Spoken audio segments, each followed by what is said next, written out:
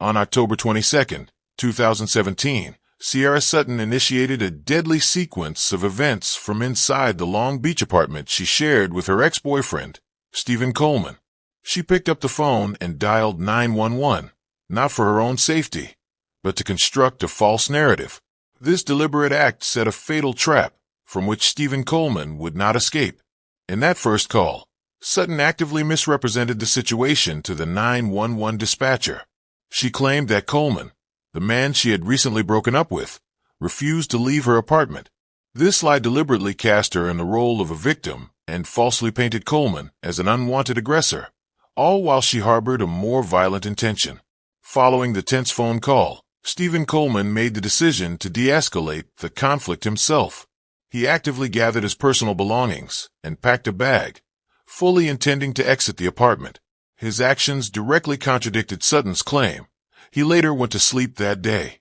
As Coleman was fast asleep, Cierra Sutton revealed her true motive. She physically blocked and approached him where he was. The person who had just summoned police to remove him now made herself a human barrier, trapping him inside with her escalating rage. With her ex-boyfriend cornered, Sutton unleashed her fury. She armed herself not with one, but two weapons. She grabbed both a common kitchen knife and a long, decorative samurai-style sword that was kept in the home, demonstrating the lethal extent of her premeditated assault. Sutton then launched a vicious and relentless attack on the trapped man. She actively used both a knife and gun to kill Stephen Coleman, which happened multiple times. This brutal assault inflicted numerous fatal wounds. Ending his life on the floor of the apartment, he was desperately trying to stand up but couldn't. After she had killed him, Cierra Sutton picked up the phone and once again dialed 911. In this second call, her purpose was not deception but confession. She calmly and plainly told the dispatcher the irreversible truth of what she had done, stating simply, "I killed him." Welcome to lled True Crime Stories. Please subscribe to this channel to never miss thrilling cases like this. In the weeks leading up to his death, Stephen Coleman actively made the decision to end his romantic relationship with Cierra Sutton. He communicated his desire to separate, seeking to dissolve their partnership and move forward with his life independently. This action set the stage for all subsequent events. Cierra Sutton, however, refused to accept the reality of the breakup. Prosecutors later argued that she harbored deep-seated jealousy and anger over Coleman's choice to leave her. She allowed these emotions to fester, creating a volatile environment within the Long Beach apartment they still shared. Their continued cohabitation transformed the home into a space of immense tension. The unresolved conflict and Sutton's resentment permeated their daily lives. This shared living arrangement became a pressure cooker, destined to erupt in a tragic confrontation. On Sunday, October 22, 2017, the simmering hostility reached its boiling point. On this day, Cierra Sutton chose to escalate the situation through a calculated and deceptive act. She decided to involve law enforcement, but on her own manipulative terms. Sutton initiated her plan by picking up the telephone. This simple physical action was her first concrete step in creating a false narrative that she would use to her advantage. She deliberately chose to use the 911 emergency system as a tool for her scheme. She dialed 911 and connected with a dispatcher, a person she knew was recording the call and creating an official record. She consciously engaged with authorities to report a domestic situation that she would purposefully misrepresent. In this crucial phone call, Sutton actively portrayed herself as a victim in distress. She calmly informed the emergency operator that her ex-boyfriend, Stephen Coleman, was present in her apartment. She then delivered the core of her deception. Cierra Sutton falsely claimed to the dispatcher that Stephen Coleman refused to leave the residence. This statement was a calculated lie, designed to frame him as an aggressor who was defying her wishes. This deliberate misrepresentation actively cast Coleman in a negative light. It created a false impression of a man unlawfully remaining in a home where he was not wanted, a narrative that completely contradicted his actual intentions. By making this claim, Sutton skillfully constructed an official record of a non-existent standoff. She knew the 911 call would be logged, creating a piece of evidence she could potentially use to justify her own impending actions. This calculated move demonstrated a clear and chilling premeditation. Her call was not a panicked plea for help. It was a strategic maneuver to establish a pretext for violence. She was not afraid of Coleman. She was angry with him. Sutton's actions showed she was not seeking a peaceful resolution. While she told the dispatcher she wanted him out, her true intention was to provoke a confrontation that she could control. She used the authority of the 911 system to manufacture a crisis. This phone call became the foundation of the fatal trap she was setting for the man who was merely trying to end their relationship. The false report also served to manipulate any potential police response. It ensured that if officers arrived, they would do so with the preconceived notion that Coleman was the source of the problem. Ultimately, this first 911 call marked the end of the psychological conflict and the beginning of a physical one. Cierra Sutton concluded the relationships and not with acceptance, but with a deceptive act that served as the opening move in a premeditated murder. Following the deceptive 911 call, Stephen Coleman actively sought to resolve the situation peacefully. He accepted the need to vacate the premises and began the process of leaving the apartment he shared with Cierra Sutton. He first retrieved a bag, a clear and unambiguous signal of his intent to depart. This action demonstrated his compliance with the supposed desire Sutton had just expressed to the emergency dispatcher. Coleman then started to actively pack his personal belongings into the bag. He moved through the apartment, gathering items he would need, his movements indicating a man preparing to exit and de-escalate the conflict. His sole intention at this moment was to leave the residence. Every action he took was geared towards a peaceful withdrawal, directly aligning with what Sutton had falsely claimed she wanted from him. With his bag packed, Stephen Coleman then walked towards the front door of the apartment. He carried his belongings and prepared to make his final exit, hoping to bring the tense standoff to a close.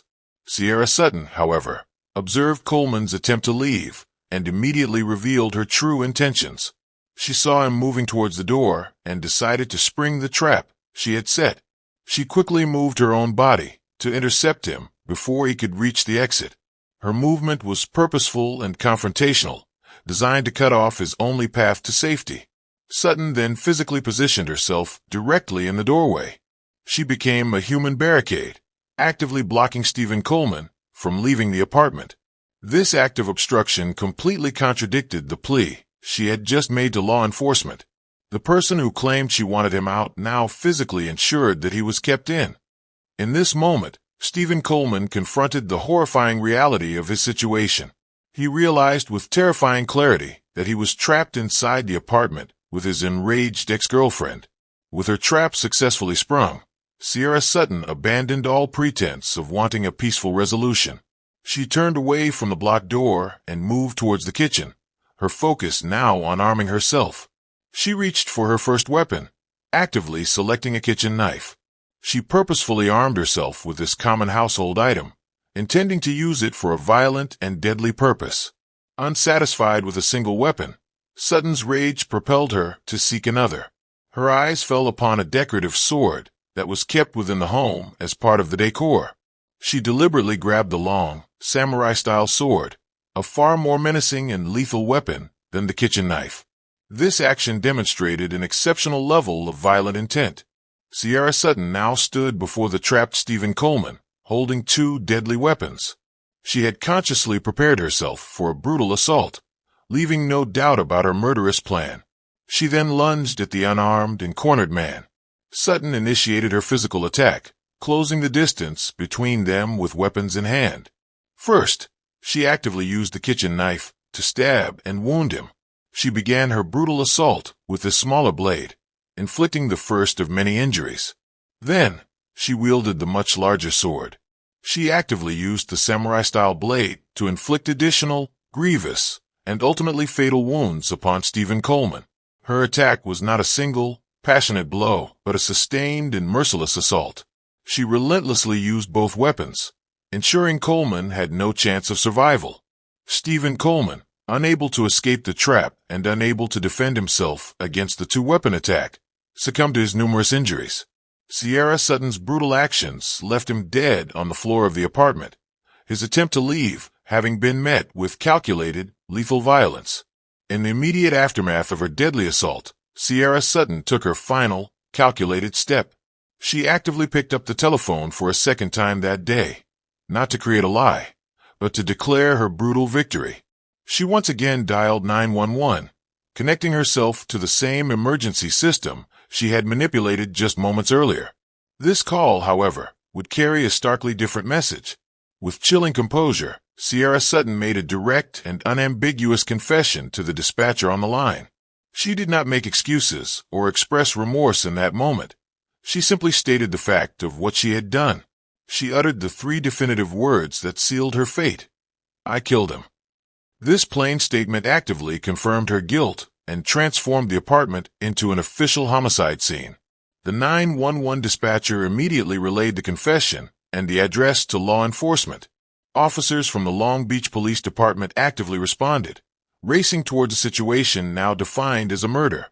Upon arrival, police officers entered the apartment on West 6th Street. They moved cautiously through the residence, prepared for the grim reality Sutton's confession had promised.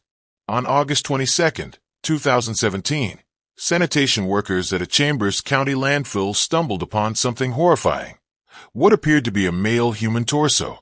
The discovery shocked the workers, who immediately called law enforcement to the scene. Deputies from the Chambers County Sheriff's Office responded swiftly, cordoning off the area and preserving the crime scene. They observed that the torso had been wrapped in heavy plastic, bearing signs of deliberate concealment. Forensic investigators arrived shortly after and began collecting evidence. They noted that the torso had no limbs, no head, and no identifying tattoos, making immediate identification difficult. Crime scene technicians transported the remains to the medical examiner's office, where an autopsy was performed. Although DNA testing was still pending, the examiner reported that the physical build, skin tone, and size of the torso closely matched that of a man recently reported missing, Stephen Coleman. At the time of the discovery, investigators had already been searching for Coleman. His girlfriend, Cierra Sutton, had reported him missing on August 18th, claiming he walked out late at night and never returned. Detectives, who had found inconsistencies in Sutton's story, viewed the torso as a possible breakthrough. They began cross-referencing recent missing persons cases and focused their attention on the Coleman case, especially given the geographic connection between the dumping site and Sutton's known locations. Authorities then expanded their investigation into Sutton's apartment, where they found disturbing evidence, blood traces in multiple rooms, a bloody mattress discarded near the complex, and forensic signs of foul play. These discoveries strengthened the belief that the torso belonged to Coleman. As the evidence mounted, investigators began piecing together a chilling sequence. Sutton allegedly killed Coleman, dismembered his body, and disposed of the parts in various dumpsters. Sanitation trucks, following routine routes, likely carried one of the bags to the landfill where workers later found it. Though officials waited for DNA confirmation, they moved forward based on strong circumstantial evidence. The torso's discovery intensified the urgency to locate Sutton, who had vanished shortly after filing the missing person report. Within days, authorities captured Sutton in Louisiana. During questioning, Sutton reportedly made statements that led investigators to believe she had knowledge of how Coleman died. Her arrest marked a critical step toward solving the case, one that began with a single, grim find at a Texas landfill. On August 18, 2017, just 2 days after shooting and dismembering her boyfriend, Cierra Sutton walked into the Baytown Police Department and calmly filed a missing person report. She told officers that her boyfriend, Stephen Coleman, hadn't been seen since late Wednesday night. Sutton claimed that Coleman left their apartment around 10:30 p.m. on August 16th and never returned. She said he walked out during a minor argument, needing space, and simply vanished into the night without taking his car, phone, or keys. The officer taking the report noted her composed demeanor. She didn't appear frantic or distressed. Instead, she spoke in a quiet, detached tone, explaining that she waited a day before reporting him missing because she thought he'd return on his own. Police officers opened a missing person case and began routine inquiries. They checked local hospitals, jails, and emergency centers. Meanwhile, they also questioned Sutton further, asking about Coleman's mental state, habits, and any enemies he might have had. Sutton repeated her story consistently. Coleman walked out, and she hadn't heard from him since. But her account immediately raised suspicions. Neighbors told officers that they hadn't seen Coleman leave, and more curiously, they had noticed Sutton moving furniture out of the apartment the day before. Investigators grew wary. Sutton told them Coleman had taken nothing with him, yet his car remained in the parking lot untouched. His wallet and phone sat inside their home. Something didn't add up. Officers paid a visit to the couple's apartment. Inside, they found subtle but disturbing signs, sections of freshly cleaned floors, a strange chemical odor, and a missing mattress. They also noticed Sutton's Jeep packed with bins and bags, as though she was preparing to move. Detectives asked Sutton about the mattress. She casually told them she threw it away because it was old. But when they recovered it near a nearby dumpster, it was soaked in blood. Forensic analysis later matched it to Stephen Coleman. The police escalated the case. They searched her vehicle and found blood spatter in the back seat. They also discovered that Sutton had started packing up her belongings and was preparing to leave town with her young daughter. By the time investigators made the connection between the missing person report and the torso found at the landfill, Sutton had already fled the state. Her act of filing the report now seemed like a calculated move, one meant to deflect suspicion while she plotted her escape. But the evidence she left behind told a far different story. Around August 20th, 2017, neighbors in the Baytown apartment complex began noticing strange behavior from Cierra Sutton. They hadn't seen her boyfriend, Stephen Coleman, in several days, and his car remained parked in its usual spot, untouched. Residents grew uneasy as Sutton started moving furniture out of their shared apartment. She hauled out chairs, boxes, and even a mattress, actions that struck many as suspicious, especially given that her boyfriend was supposedly just missing. One neighbor recalled seeing Sutton carry large plastic bins to her Jeep, sometimes with the help of a young child. Her sudden decision to pack up and leave raised concerns, prompting some to alert the authorities. Baytown police took note of the growing alarm from neighbors. Officers returned to the apartment complex and requested access to the couple's unit. Sutton allowed them inside, but her calm demeanor didn't match the chaos investigators sensed beneath the surface. Inside the apartment, crime scene investigators scanned each room. In the bedroom, they detected small traces of blood on the floor, partially cleaned but still visible with luminol testing. The mattress, previously discarded near a dumpster, showed heavy blood saturation. Investigators moved into the kitchen, where they discovered more blood spatter near the counter and backsplash. The pattern suggested someone had moved a bleeding body through that space, or cleaned something intensely after the fact. In the bathroom, forensic technicians found blood pooled around the base of the tub and faint streaks leading into the drain. The evidence hinted at attempts to wash away blood or possibly dismember a body in that area. Sutton's Jeep became the next focus of the investigation. Officers opened the trunk and immediately noted a strong chemical odor. Under a forensic light, they found blood traces on the carpeting, as well as on the rear seat belts and side panels. Crime scene experts collected DNA samples from every location.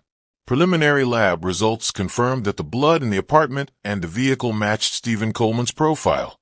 The findings contradicted Sutton's missing person narrative and pointed to a violent altercation inside the home.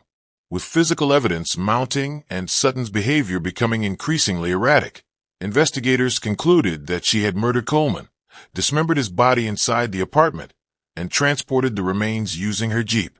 The red flags raised by watchful neighbors ultimately helped expose the horrifying truth behind Sutton's calculated deception. Investigators began to process the crime scene. They located and secured the two murder weapons, the bloody kitchen knife and the decorative samurai-style sword that Sutton had used in her attack. Officers then placed Cierra Sutton under arrest.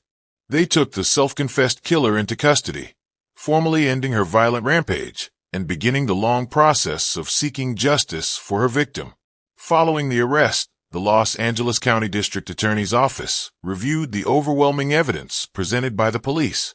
Prosecutors actively prepared their case against Sutton. Based on the evidence of premeditation, the prosecutors formally charged Cierra Sutton with 1 count of first-degree murder, the most serious charge possible for her crime. Cierra Sutton's case proceeded to a jury trial in the Los Angeles County Superior Court system. She now faced a jury of her peers, who would decide her fate. The prosecution team actively presented its compelling case to the jury. They methodically laid out the evidence to prove that this was not a crime of passion, but a calculated, premeditated murder. Prosecutors played the recordings of both 911 calls. They urged the jury to contrast the first call, where Sutton feigned victimhood, with the second, where she coldly confessed to the killing. The prosecution then detailed how Sutton had actively blocked the doorway. They argued this act proved she was not acting in self-defense, as she had trapped a man who was attempting to leave peacefully. They emphasized her use of 2 separate and deadly weapons. The prosecutors asserted that her decision to arm herself with both a knife and a sword demonstrated clear malice and a premeditated intent to kill. The defense attorney attempted to counter the prosecution's narrative, but the evidence, particularly Sutton's own words and actions, proved overwhelmingly persuasive. After deliberating, the jury returned to the courtroom. They delivered their verdict, finding Cierra Sutton guilty of first-degree murder and affirming the prosecution's argument that she had maliciously and willfully planned the killing. The court then moved to the sentencing phase of the trial. The judge reviewed the jury's verdict, the evidence presented, and the brutal nature of the crime Cierra Sutton had committed. Finally, the judge imposed his sentence.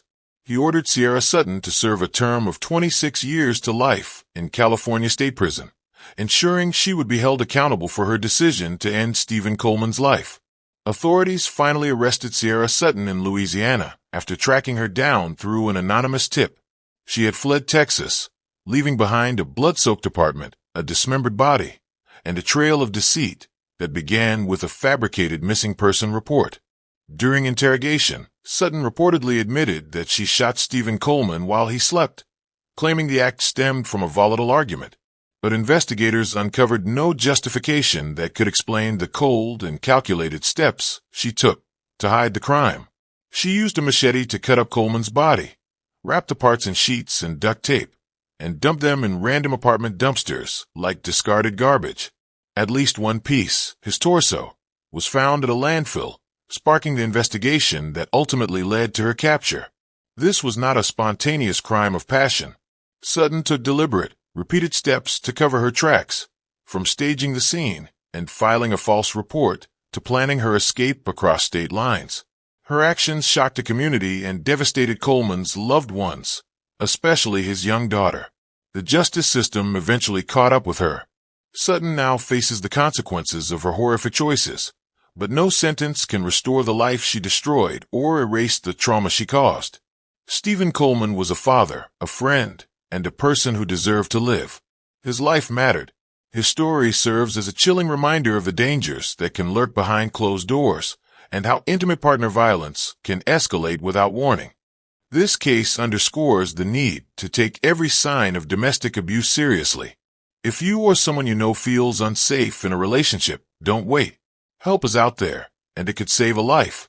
We urge you to be vigilant, speak out against abuse, and support organizations that work to protect and empower victims of domestic violence. Silence allows the violence to grow. Awareness can stop it in its tracks. If this story moved you, or if you believe others need to hear it, please take a moment to share this video. You never know who might be helped by learning the warning signs or hearing Stephen Coleman's story. Don't forget to like, share, and subscribe to LAT True Crime Stories for more in-depth, real-life true crime stories that aim to inform, honor the victims, and raise awareness. Hit the notification bell so you never miss an upload. Thank you for watching, and remember, every voice matters, and every story deserves to be told.